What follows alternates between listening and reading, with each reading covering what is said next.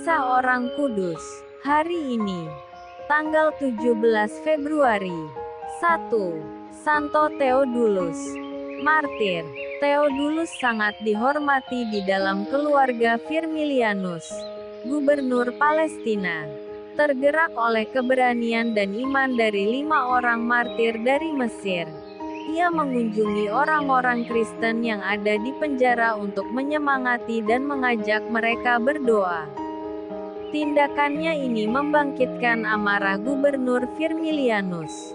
Oleh karena itu, ia ditangkap dan dianiaya. Meskipun demikian, ia tetap tabah dan kokoh mempertahankan imannya. Akhirnya sebagaimana Yesus, Theodulus pun disalibkan dan mati di Kaisarea pada tahun 309. 2. Santo Bonfilio dan kawan-kawan. Pengaku iman. Bonfilio dan kawan-kawan. Yohanes Bonagiunta, Gerard, Amadeus, Hugo, Sostenes dan Alexius Falconiri adalah anggota suatu perkumpulan dagang di kota Niaga, Firenze. Pada pesta Maria diangkat ke surga, tanggal 15 Agustus tahun 1233, 7 sekawan ini bersama-sama berdoa dan mengikuti perayaan Ekaristi. Pada waktu itu terjadilah suatu peristiwa ajaib atas mereka.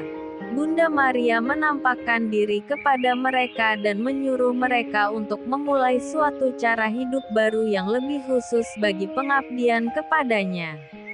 Peristiwa ini segera mereka tanggapi dengan meninggalkan segala harta miliknya dan membagikannya kepada orang-orang miskin. Pakaian mereka yang mewah dahulu diganti dengan pakaian yang serba sederhana. Dalam penampakan yang berikutnya Bunda Maria menyebut mereka hamba-hambanya, dan menganjurkan agar mengenakan pakaian yang berwarna hitam, sebagai kenangan akan penderitaan yang menimpa Yesus, puteranya. Mereka segera menyambut baik anjuran itu dan mendirikan sebuah ordo baru yang disebut Ordo Hamba-Hamba Maria atau Ordo Servit.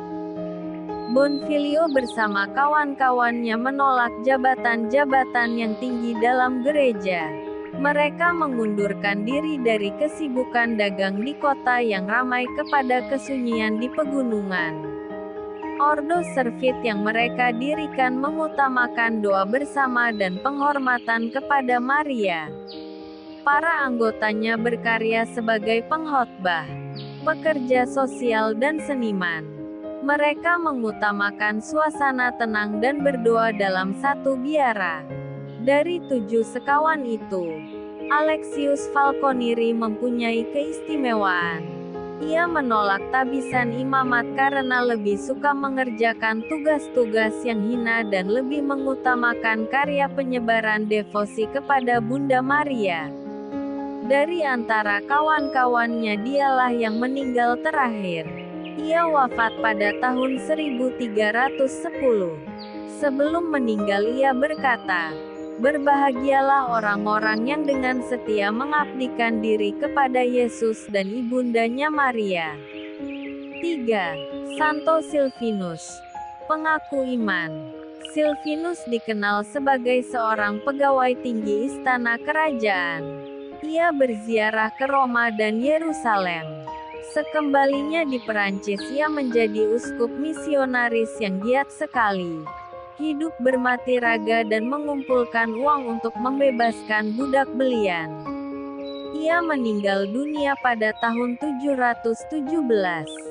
4. Santo Nicephorus. Martir. Nicephorus adalah seorang awam biasa. Sebagai orang serani ia mengenal banyak imam. Pastor Sapricius adalah salah seorang imam yang dikenalnya sangat baik. Relasi di antara keduanya lama-kelamaan menimbulkan cinta persaudaraan yang erat bagai 2 orang kakak beradik kandung. Tetapi tali persaudaraan mereka meregang karena perselisihan pendapat. Mereka mulai saling menjauhi bahkan bermusuhan. Dalam suatu renungannya, Nicephorus menyadari sikap dan tindakannya yang salah terhadap Sapricius. Dengan hati yang tulus ia pergi menemui Sapricius untuk meminta maaf. Namun Sapricius tak menghiraukannya. Dengan demikian permusuhan di antara mereka tetap berlangsung hingga peristiwa penghambatan agama dan penganiayaan terhadap umat Kristen oleh Kaisar Valerianus pada tahun 260. Sebagaimana biasa, Kaisar menuntut semua orang Serani untuk membawa kurban kepada dewa-dewa kafir Romawi dan meninggalkan iman Kristennya. Tak terkecuali iman Sapricius. Ia ditangkap dan dihadapkan ke pengadilan gubernur Romawi di Antioquia. Ia dengan tegas mengakui dirinya sebagai seorang murid Kristus dan menolak membawa kurban kepada dewa-dewa kafir Romawi. Oleh karena itu ia disiksa lalu dihantar ke tempat pembunuhan. Nicephorus, yang kebetulan hadir dalam peristiwa itu, mengikuti Sapricius sahabatnya ke tempat pembunuhan itu. Di tengah jalan ia berusaha mendekati Sapricius untuk meminta maaf kepadanya. "Ampunilah aku, oh pahlawan Kristus yang gagah berani.